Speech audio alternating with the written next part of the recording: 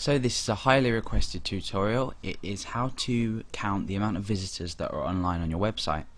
Now I say visitors, I don't mean users, because I'm not using techniques to count the amount of users that are currently logged in. I'm just counting the amount of people that are visiting the website, whether you have a registration function and a login function. This is just going to count the amount of people that are actually visiting the website, therefore visitors.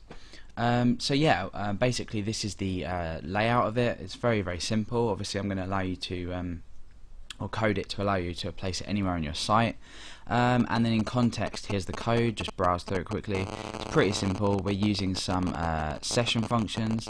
We're obviously opening up the directory of the path which the session data is saved. We're doing a few checks here just to validate everything, and then we're using the ereg function just to grab everything that starts with a specific name set, and then we're increasing a variable for that and then echoing this variable out here.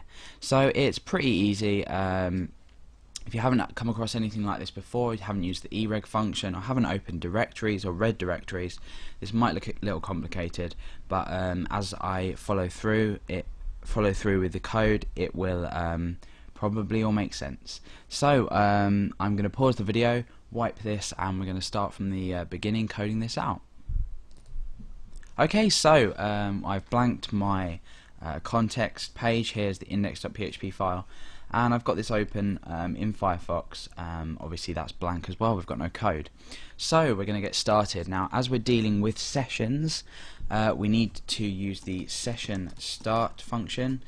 This just sets everything up, allows us to use sessions on this page.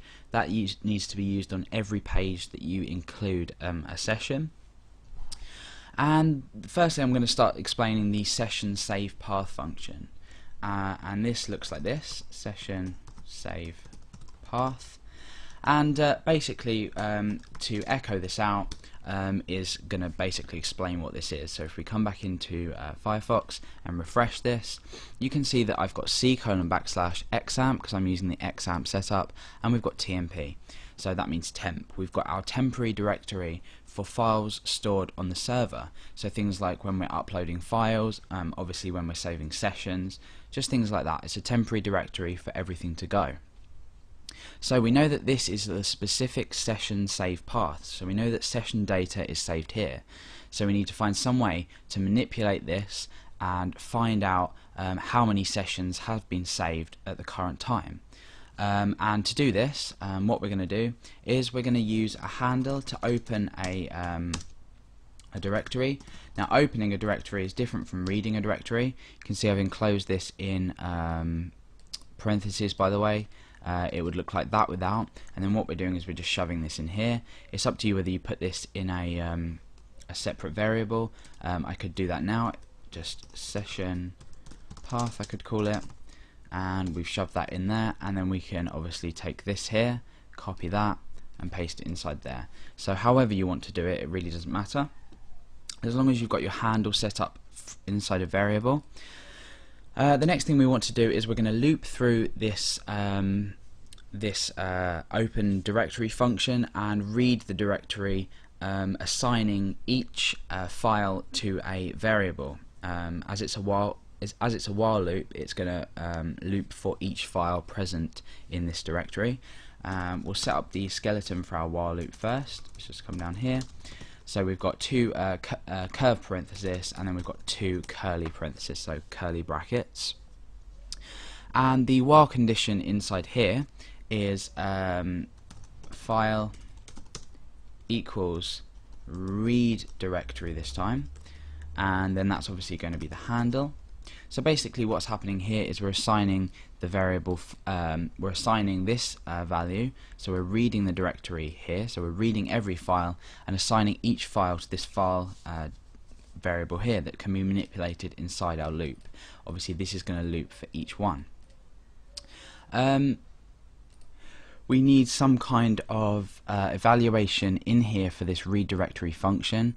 If read directory can't process a file name, if it's unsuccessful, it will return a false value.